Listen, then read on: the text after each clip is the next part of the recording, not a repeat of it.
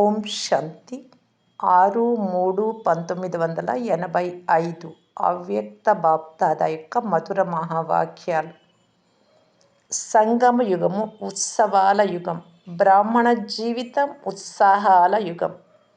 ఈరోజు పవిత్రమైన ఉన్నతమైన తండ్రి తన హోలీ మరియు సంతోషంగా ఉన్న హంసలతో హోలీ జరుపుకునేందుకు వచ్చారు. త్రిమూర్తి తండ్రి హోలీ దివ్య రహస్యాన్ని 3 రకాలుగా వినిపించేందుకు వచ్చారు. సంగమ యుగము హోలీ యుగం. సంగమ యుగము ఉత్సవాల యుగం. శ్రేష్ఠ ఆత్మలైన మీకు ప్రతిరోజు ప్రతి సమయం ఉత్సాహంతో నిండిన ఉత్సవం. అజ్ఞాని ఆత్మలు స్వయాన్ని ఉత్సాహంగా ఉంచుకునేందుకు ఉత్సవం జరుపుకుంటారు. కానీ శ్రేష్ఠ బ్రాహ్మణ ఆత్మలైన మీకు ఈ బ్రాహ్మణ జీవితమే ఉత్సాహంతో కూడిన జీవితం. సదా సంతోషంగా నాట్యం చేస్తూ, శక్తిశాలి జ్ఞానామృతాన్ని త్రాగుతూ, సుఖాన్ని కలిగించే పాటలు పాడుతూ, హృదయపూర్వక స్నేహంతో పాటలు పాడుతూ తమ శ్రేష్ఠ జీవితాన్ని గడుపుతూ ఉన్నారు. అజ్ఞాని ఆత్మలు ఒక్కరోజు జరుపుకుంటారు, అల్పకాలిక ఉత్సాహంలోకి వస్తారు, తర్వాత ఎలా ఉన్నవారు అలాగే ఉంటారు. మీరు ఉత్సవం జరుపుకుంటూనే హోలీగా అవుతారు, పవిత్రంగా. ఇతరులను కూడా హోలీగా పవిత్రంగా చేస్తారు. వారు కేవలము జరుపుకుంటారు, మీరు జరుపుకుంటూనే తయారవుతారు. మనుష్యులు 3 రకాలుగా హోలీ జరుపుకుంటారు. 1 అగ్నితో కాల్చే హోలీ, 2వది రంగులు వేసుకునే హోలీ, 3వది మంగళ మిళనం చేసే హోలీ.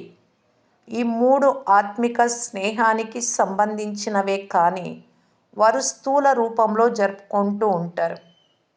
ఈ సంగమయుగంలో మహానాత్మలైన మీరు తండ్రి వారిగా అవ్వడం అనగా హోలీగా అవుతున్నట్లయితే మొదట ఏం చేస్తారు? మొదట పాత స్వభావ సంస్కారాలను యోగ అగ్నితో భస్మం చేస్తారు, అనగా కాలుస్తారు. కాల్చిన తర్వాతనే స్మృతి ద్వారా తండ్రి సాంగత్యము అనే రంగు అంటుకుంటుంది. మీరు కూడా మొదట కాల్చే హోలీ జరుపుకుంటారు.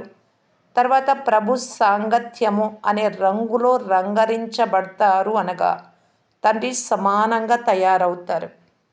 తండ్రి జ్ఞాన సాగరుడు అయితే పిల్లలు కూడా తండ్రి సాంగత్య రంగులో జ్ఞాన స్వరూపంగా అవుతారు. తండ్రి గుణాలు మీ గుణాలుగా అవుతాయి. తండ్రి శక్తులు మీ ఖజానాలుగా అవుతాయి, మీ ఆస్తిగా అవుతాయి. కావున ఇలాంటి సాంగత్య రంగు అవినాశిగా అంటుకొని జన్మ జన్మాంతరాలకు ఈ రంగు అవినాశిగా అవుతుంది. సాంగత్య రంగు అంటుకున్నప్పుడు ఈ ఆత్మిక రంగుతో హోలీ జరుపుకుంటే ఆత్మ పరమాత్మల మిలనము అనగా తండ్రి మరియు పిల్లల శ్రేష్ఠ మిలన మేళ సదా జరుగుతూనే ఉంటుంది. అజ్ఞాని ఆత్మలు తమ ఈ ఆత్మిక హోలీని స్మృతి చిహ్న రూపంలో జరుపుకోవడం ప్రారంభించారు. ఉత్సాహంతో నిండిన మీ ప్రాక్టికల్ జీవితాన్ని భిన్న భిన్న రూపాలలో స్మృతి చిహ్నంగా జరుపుకొని అల్పకాలం కొరకు సంతోషిస్తారు. ప్రతి అడుగులో తమ శ్రేష్ఠ జీవితంలో ప్రాప్తించిన విశేషతలను జ్ఞాపకం చేసుకొని కొంత సమయం కొరకు వారు కూడా సంతోషాలు జరుపుకుంటూ ఉంటారు. ఈ స్మృతి చిహ్నాన్ని చూసి లేక విని, ఇవి మా విశేషతల స్మృతి చిహ్నము, జ్ఞాపకార్థము అని సంతోషిస్తారు కదా. మీరు మాయను కాల్చేశారు, వారు హోలికను తయారు చేసి కాలుస్తారు.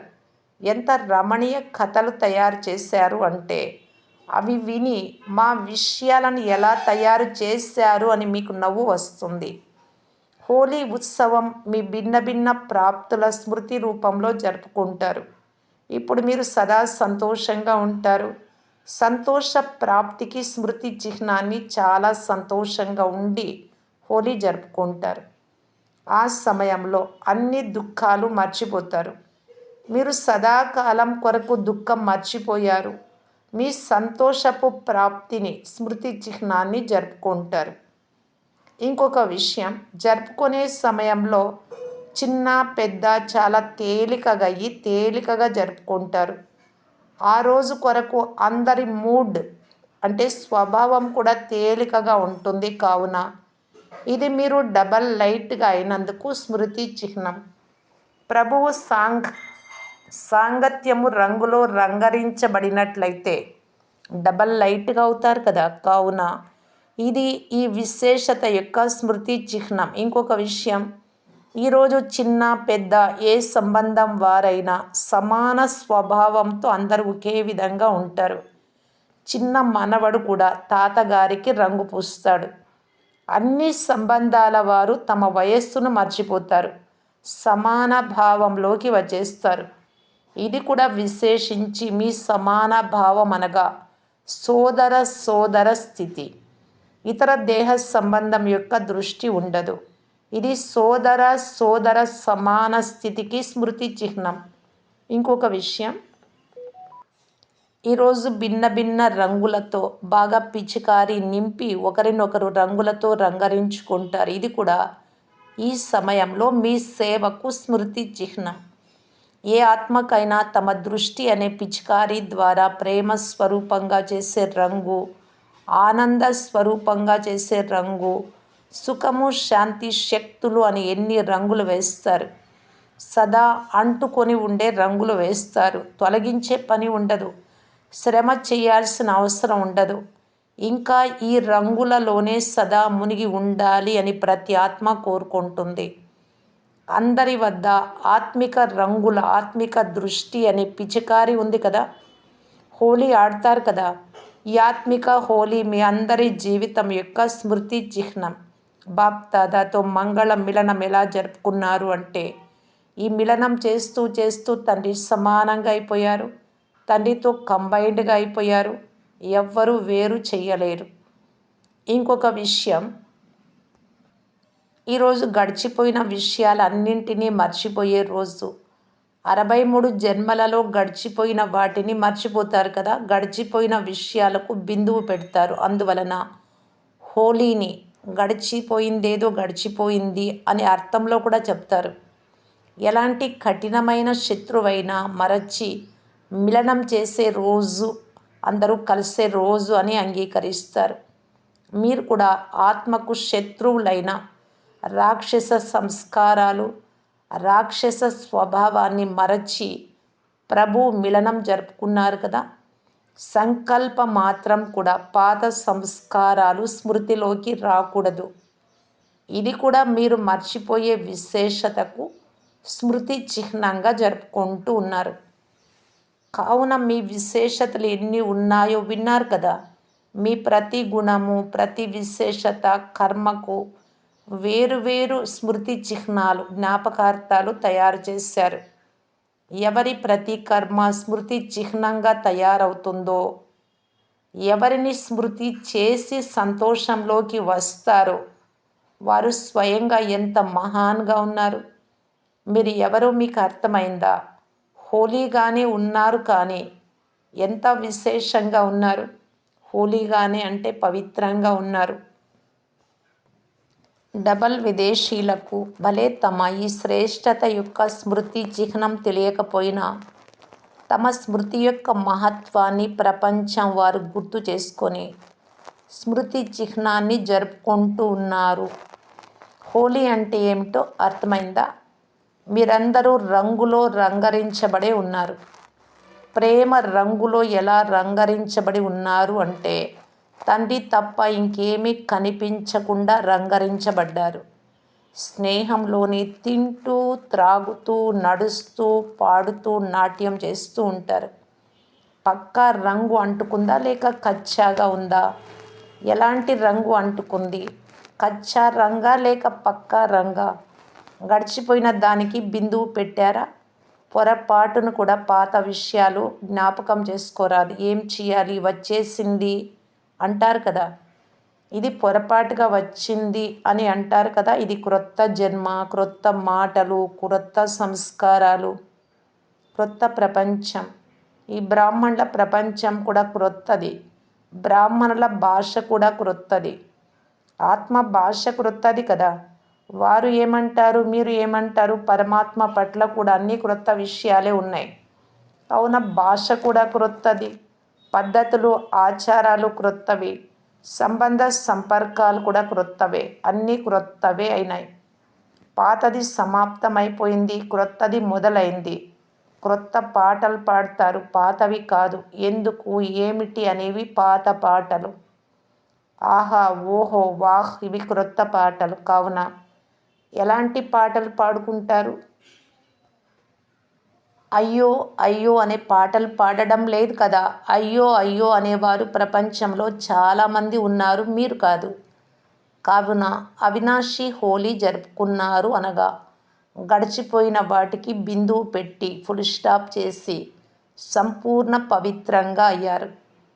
తండ్రి సాంగత్య రంగులో రంగరించబడ్డారు. కావున హోలీ జరుపుకున్నారు కదా. సదా తండ్రి మరియు నేను జత జతలో ఉన్నాము. సంగమయుగం అంతా సదా జతలో ఉంటాం. వేరుగా అవ్వలేము. ఇలాంటి ఉత్సాహ ఉల్లాసాలు నేను మరియు నా బాబా అనే హృదయంలో ఉంది కదా. లేక తెర వెనుక మూడవ వారు కూడా ఎవరైనా ఉన్నారా? అప్పుడప్పుడు ఎలుక మాయ, అప్పుడప్పుడు పిల్లి బయటకు రావడం లేదు కదా. అన్నీ సమాప్తమైపోయాయి కదా. తండ్రి లభించారు అంటే అన్నీ లభించినట్లే. పొందాల్సిందేమీ ఉండదు. సంబంధీకులు మిగలరు, ఖజానా ఉండదు, శక్తి, గుణాలు, జ్ఞానము, పొందవలసిన ప్రాప్తి ఏది ఉండదు. కనుక ఇంకేం కావాలి? దీనినే హోలీ జరుపుకోవడము అని అంటారు. అర్థమైందా? మీరు ఎంత సంతోషంగా ఉంటారు. నిశ్చింత చక్రవర్తి, గుడ్డి గవ్వ లేకుండా చక్రవర్తి. ఇలాంటి సంతోషంలో ఎవ్వరూ ఉండరు. ప్రపంచంలోని షావుకార్లు అందరికంటే షావుకార్లు కావచ్చు, లేక ప్రపంచంలో ఎవరైనా ప్రసిద్ధమైన వ్యక్తి కావచ్చు, లేదా చాలా గొప్ప శాస్త్రవాది కావచ్చు, వేద పాఠాలు చదువుకున్న వారు కావచ్చు, మూఢ భక్తులు కావచ్చు, నెంబర్ 1 సైన్స్ వారు, విజ్ఞానవేత్తలు కావచ్చు, ఏ వృత్తి వారికైనా ఇలాంటి సంతోషకరమైన సంతోషంతో కూడిన జీవితం. మొత్తం విశ్వమంతా తిరగండి, ఎవరైనా లభించినట్లయితే తీసుకురండి. అందుకే పాటలు పాడతారు కదా. మధువనంలో తండ్రి ప్రపంచంలో సంతోషాలే సంతోషాలు ఉన్నాయి. తింటున్న సంతోషమే, నిద్రిస్తున్న సంతోషమే. ట్యాబ్లెట్ వేసుకొని మాత్ర వేసుకొని నిద్రపోవాల్సిన అవసరం లేదు. తండ్రి జతలో నిద్రపోతే ట్యాబ్లెట్ వేసుకోవాల్సిన అవసరం లేదు. ఒంటరిగా నిద్రిస్తే హై బీపీ ఉంటుంది, బాధ ఉంటుంది. కావున మాత్ర వేసుకోవాల్సి వస్తుంది అని అంటారు. తండ్రి తోడుగా ఉన్నారు, తండ్రి జతలో నిద్రిస్తూ ఉన్నారు. ఇదే ట్యాబ్లెట్ మాత్ర. ఎటువంటి సమయం మళ్ళీ వస్తుంది అంటే, ఆదిలో మందులు ఉండేవి కావు. జ్ఞాపకం ఉంది కదా, అనారోగ్యాలే లేవు. ఆదిలో ఎంత సమయం మందులు ఉండేవి కావు. అవును, కొంచెం వెన్న మిగడ తినేవారు. ఈ జీవితం అంటే మన చిన్నప్పటి రోజులు కూడా బాబా చెప్తున్నారు. స్వర్గంలో ఎలాగూ అనారోగ్యాలు రావు, 100 సంవత్సరాలప్పుడు కూడా ఎలాంటి రోగాలు లేవు. మందులు తినేవారు కాదు. ఆదిలో అభ్యాసం చేయించారు కదా. ఇది పాత శరీరం. అంతిమంలో ఆదిలో ఉన్న రోజులు మళ్ళీ వస్తాయి. విచిత్రమైన సాక్షాత్కారాలన్నీ చేసుకుంటూ ఉంటారు. ఒక్కసారి సాక్షాత్కారం కావాలి అని చాలామందికి కోరిక ఉంటుంది. చివరి వరకు ఎవరైతే దృఢంగా ఉంటారో వారికి సాక్షాత్కారాలు అవుతాయి. మళ్ళీ అదే సంఘటన యొక్క బట్టి ఉంటుంది. ప్రారంభంలో 14 సంవత్సరాల యోగ బట్టి ఎలా ఉండేది. సేవ పూర్తి అయిపోతుంది. ఇప్పుడు సేవ కారణంగా అక్కడక్కడ చెదిరిపోతున్నారు. మళ్ళీ నదులన్నీ సాగరంలో ఇమిడిపోతాయి. కానీ సమయం సున్నితంగా ఉంటుంది. సాధనాలు ఉన్నా పని చెయ్యవు. అందువలన బుద్ధి లైన్ చాలా స్పష్టంగా ఉండాలి. ఇప్పుడు ఏం చెయ్యాలో టచ్ అవుతుంది. 1 సెకండు లేట్ అయినా కూడా వెళ్ళిపోయినట్లే. ఎలాగైతే వారు కూడా బటన్ నొక్కడంలో 1 సెకండు లేట్ చేసిన ఫలితం ఎలా ఉంటుంది, ఇక్కడ కూడా 1 సెకండ్లో బాబా నుండి వచ్చే టచింగ్ మీరు పొందడంలో ఆలస్యమైనా చేరుకోవడం కష్టమవుతుంది. సైన్స్ వారు కూడా ఎంత ఏకాగ్రంగా కూర్చుంటారు. కావున ఇది బుద్ధి యొక్క టచింగ్. ఆదిలో ఇంట్లో కూర్చుంటూనే ధ్వని వచ్చేది, రండి చేరుకోండి, భగవంతుడు వచ్చారు అని. ఇప్పుడే బయలుదేరండి అని పిలుపు వినిపించేది, వెంటనే వచ్చేసేవారు. అలాగే చివరిలో కూడా తండ్రి పిలుపు వినిపిస్తుంది. సాకారంలో పిల్లలందరినీ పిలిచారు కదా, అలాగే ఆకారి రూపంలో, ఫరిస్తా రూపంలో సూక్ష్మంగా పిల్లలందరినీ రండి రండి అని ఆహ్వానిస్తారు. రండి మరియు జతలో వెళ్ళండి తోడుగా. ఇలా సదా తమ బుద్ధి స్పష్టంగా ఉండాలి. ఏకాగ్రత ఎటువైపు అయినా వెళ్ళినట్లయితే తండ్రి పిలుపు, తండ్రి ఆహ్వానం మిస్ అవుతుంది. ఇవన్నీ జరుగుతాయి. మేమైతే చేరుకుంటాము అని టీచర్లు అనుకుంటున్నారు. మీకు అక్కడే తండ్రి డైరెక్షన్ ఇవ్వవచ్చు కదా. అక్కడ ఏదైనా విశేషమైన పని ఉండవచ్చు, అక్కడ ఎవరికైనా శక్తి ఇవ్వాల్సి ఉండవచ్చు, జతలో తీసుకువెళ్ళడం కావచ్చు. ఇవన్నీ కూడా జరుగుతాయి. కానీ తండ్రి ఆజ్ఞ అనుసారంగా మాత్రమే ఉండాలి. మన్మతంతో కాదు, మీకు నచ్చినట్టు కాదు, ఆకర్షణతో కాదు. అయ్యో నా సెంటరు, నా వారు జ్ఞాపకం రాకూడదు. ఫలానా విద్యార్థిని కూడా తోడుగా తీసుకువెళ్ళాలి, వీరు అనన్యులు, ఇతరుల కంటే మంచివారు, సహాయకులు, ఇలా ఉండరాదు. ఎవరి కోసమైనా మీరు ఆగినట్లయితే, యోచన చేసినట్లయితే మీరు కూడా అక్కడే ఉండిపోతారు. మీరు ఇలా తయారుగా ఉన్నారు కదా, అలాంటి వారిని ఎవర్ రెడీ అని అంటారు. ఎల్లప్పుడూ అన్నీ సర్దుకొని ఉంటారు. ఆ సమయంలో సర్దుకోవాలి, ఇలా కావాలి, అలా ఉండాలి, ఇలా ఇప్పుడుండేవన్నీ వదిలేయాలి, ఇలాంటి సంకల్పాలు కూడా రాకూడదు. ఇది చెయ్యాలి అని అనుకోరాదు. సాకారంలో జ్ఞాపకం ఉంది కదా బ్రహ్మబాబా గురించి. సేవాదారి పిల్లల స్థూల బ్యాగులు, సూట్ కేసులు సదా రెడీగా ఉండేవి. ట్రైన్ రావడానికి 5 నిమిషాలే ఉండేది. అప్పుడు వెళ్ళమని ఆదేశం లభించేది. కనుక బ్యాగులు సర్దబడి రెడీగా ఉండేవి. ఒక స్టేషన్ ముందే రైలు చేరుకునేది మరియు వీరు వెళ్ళేవారు. అలా కూడా అనుభవం చేశారు కదా. అప్పుడు ఇక్కడ కూడా మానసిక స్థితిలో సూట్ కేసు, బ్యాగు తయారుగా ఉండాలి. వెళ్ళిపోవటానికి తండ్రి పిలిచారు, పిల్లలు హాజరైపోవాలి. దీనినే ఎవరు రెడీగా ఉన్నారు అని అంటారు. మంచిది. సదా సాంగత్య రంగులో రంగరించబడి, సదా గడిచిపోయిన దానికి బిందు ఉంచి, వర్తమానము మరియు భవిష్యత్తును శ్రేష్టంగా తయారు చేసుకుంటూ, సదా పరమాత్మతో మిలనం జరుపుకుంటూ, సదా ప్రతి కర్మ స్మృతిలో ఉంటూ చేసేవారు. అనగా ప్రతి కర్మను స్మృతి చిహ్నంగా చేసుకునే వారికి, ప్రతి కర్మ బాబా స్మృతిలో ఉండి చేస్తే ఈ ప్రతి కర్మ అక్కడ మన జ్ఞాపకార్థంగా ఉండిపోతుంది. సదా సంతోషంలో నాట్యం చేస్తూ పాడుతూ సంగమయుగ సంతోషాలు జరుపుకునే వారికి ఇటువంటి తండ్రి సమానంగా, తండ్రి ప్రతి సంకల్పాన్ని గ్రహించేవారు. సదా బుద్ధి శ్రేష్టంగా మరియు స్పష్టంగా ఉంచుకొని హోలీ హ్యాపీ హంసలకు బాప్దాదా ప్రియ స్మృతులు మరియు నమస్తే. బాప్దాదా పిల్లలందరి లెటర్స్కు జవాబిస్తూ హోలీ శుభాకాంక్షలు తెలిపారు. నలువైపులా దేశ విదేశాల పిల్లలందరి స్నేహంతో నిండిన, ఉత్సాహం ఉల్లాసాలతో నిండిన లెటర్స్, అక్కడక్కడ తమ ప్రతిజ్ఞలతో నిండిన పురుషార్థపు లెటర్స్ మరియు సందేశాలన్నీ బాప్దాదా వద్దకు లభించాయి. బాప్దాదా హోలీ హంసలందరికీ, పవిత్ర హంసలకు సదా తండ్రి ఎలా ఉంటే నేను అలాగే అనే స్మృతినిపించే విశేష స్లోగన్ను వరదాన రూపంలో జ్ఞాపకం ఇప్పిస్తూ ఉన్నారు. ఏ కర్మ చేస్తున్నా, సంకల్పం చేస్తున్నా, మాట్లాడుతూ ఉన్నా మొదట పరిశీలించుకోండి. తండ్రి సంకల్పమే నా సంకల్పం, తండ్రి మాటనే నా మాట, తండ్రి కర్మయే నా కర్మగా ఉందా అని సెకండ్లో పరిశీలించుకొని సాకారంలోకి తీసుకురండి. ఎల్లప్పుడూ తండ్రి సమానంగా శక్తిశాలి ఆత్మగా అయ్యి సఫలతను అనుభవం చేసుకుంటారు. సఫలత జన్మసిద్ధ అధికారము అని సహజ ప్రాప్తిని అనుభవం చేస్తారు. నేను స్వయం సఫలత నక్షత్రాన్ని. సఫలత విజయం నా నుండి దూరం కాదు. సఫలత అనే మాల సదా మెడలో తిరుగుతూ ఉంది అనగా ప్రతి కర్మలో అనుభవం చేసుకుంటూ ఉంటారు. విజయమే విజయం నాకు అని. బాప్దాదా ఈరోజు హోలీ సంఘటనలో హోలీ హంసలైన మీ అందరినీ సన్ముఖంలో చూస్తున్నారు.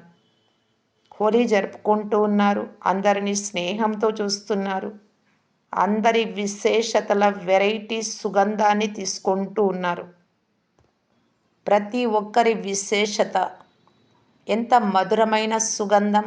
తండ్రి ప్రతి విశేషాత్మను విశేషతలతో చూస్తూ ఓహో నా సహజయోగి పిల్లలు, ఓహో నా పదమాపదం భాగ్యశాలి పిల్లలు అని పాటలు పాడుతున్నారు. అందరూ తమ తమ విశేషతలు మరియు పేరు సహితంగా సన్ముఖంలో స్వయాన్ని అనుభవం చేస్తూ ప్రియ స్మృతులు స్వీకరించండి. అంతేకాక తండ్రి ఛత్ర ఛాయలో ఉంటూ మాయతో భయపడకండి. చిన్న విషయం పెద్ద విషయం కాదు. చిన్న దానిని పెద్దదిగా చేయకండి. పెద్ద దానిని చిన్నదిగా చేయండి. ఉన్నతంగా ఉన్నట్లయితే పెద్దది చిన్నదిగా అవుతుంది. క్రింద ఉన్నట్లయితే చిన్నది కూడా పెద్దదిగా అవుతుంది. అందువలన బాప్దాదా జతలో ఉన్నారు. బాప్దాదా హస్తం నా శిరస్సు పైన ఉంది. ఇలా భావించండి. భయపడకండి. బాగా ఎగరండి. ఎగిరే కళతో సెకండ్లో అన్నింటినీ దాటుకోండి. తండ్రి తోడు సదా సురక్షితంగా ఉంచుతుంది. భవిష్యత్తులో కూడా ఉంచుతుంది. మంచిది. అందరినీ అల్లారు ముద్దు పిల్లలు, అపురూప పిల్లలు అంటూ బాప్దాదా హోలీ శుభాకాంక్షలు తెలుపుతూ ఉన్నారు. అచ్చా. ఓం శాంతి.